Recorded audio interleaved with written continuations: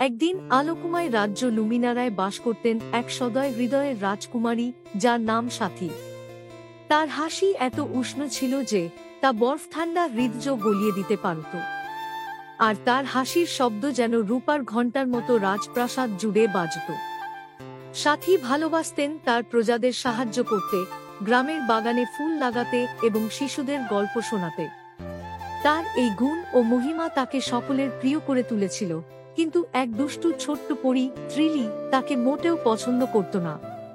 ত্রিলি ছিল একটি ক্ষুদ্র পরী, যার চুল ছিল জোনাকি পোকাদের মতো উজ্জ্বল, আর দুষ্টুমি করার প্রবণতা ছিল তার অসীম। সে মজার মজার কাণ্ড করতে ভালোবাসত, বেকারির রুটি উড়িয়ে দেওয়া কিংবা গরুর লেজ ফিতে বানিয়ে দেওয়া। কিন্তু তার সবচেয়ে পছন্দ ছিল রাজকুমারী সাথীকে বিরক্ত করা। সে তো পুরোপুরি নিখুঁত, ত্রিলি একদিন বলল। দেখি, যখন সবকিছু উল্টে যায় তখন সে কেমন নিখুঁত থাকে। সেদিন সন্ধ্যায় যখন রাজকুমারী সাথী বার্ষিক চাঁদের আলো বলের জন্য প্রস্তুতি নিচ্ছিলেন, ত্রিলি তার ঘরে ঢুকে পড়ল, মানুষের চোখে অদৃশ্য হয়ে। তার জাদুর ছড়ি একবার ঘুরিয়ে সে সাথীর ঝকঝকে রূপালী পোশাকে এক মজার মন্ত্র দিল, যাতে রাজকুমারী সেটি পরার সাথে সাথে তা অদৃশ্য হয়ে যায়। রাজকুমারী সাথী যখন নাচ ঘরে প্রবেশ করলেন, তখন তিনি অবাক হয়ে দেখলেন তার পোশাক ঝলমল করে অদৃশ্য হয়ে গেছে, আর তিনি তার সাধারণ পোশাকে দাঁড়িয়ে আছেন। অতিথিরা ফিসফিস করতে লাগল, কিন্তু সাথী বিচলিত হলেন না। বরং তিনি হাসি দিয়ে বললেন, মনে হয় জাদু মাঝে মধ্যে আমাদের সঙ্গে মজা করতে চায়।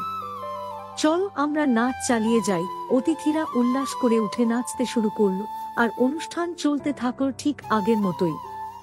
ত্রিলি ঝাড়বাতির উপর থেকে দেখছিল এবং হতবুদ্ধি হয়ে গেল। কিভাবে সে এত শান্ত থাকতে পারে, সে বিড়বিড় করল।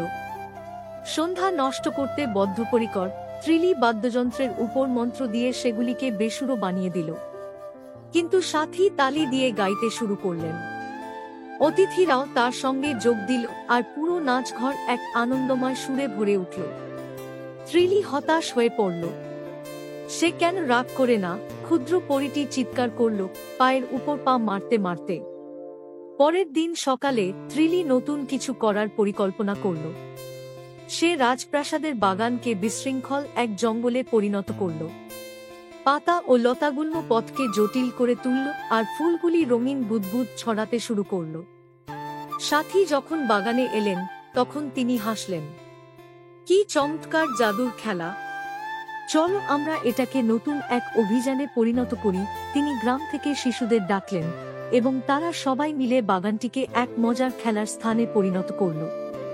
শেষ পর্যন্ত ত্রিলি উড়ে এসে সামনে দাঁড়াল। তুমি কেন কখনো রাগ করো না, রাজকুমারী সাথী?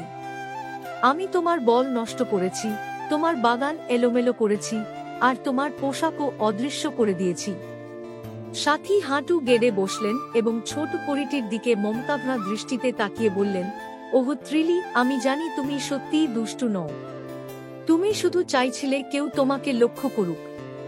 যদি তুমি তোমার জাদু ভালো কাজের জন্য ব্যবহার কর, কল্পনা করো কত আনন্দ তুমি সবার জন্য আনতে পারো। ত্রিলির চোখ চকচক করে উঠল, তার উজ্জ্বল আলো কিছুটা ম্লান হয়ে গেল। তুমি সত্যিই তা ভাবো? আমি নিশ্চিত, সাথী বললেন। চল আমরা বন্ধু হই। সেদিন থেকে ত্রিলি এবং সাথী এক দুর্দান্ত জুটি হয়ে গেল। ত্রিলির জাদু রাজ্যকে এক অবাক করা স্থানে পরিণত করল, আর সাথীর মমতা নিশ্চিত করল যে প্রতিটি দুষ্টুমি হাসি আর আনন্দে পরিণত হয়।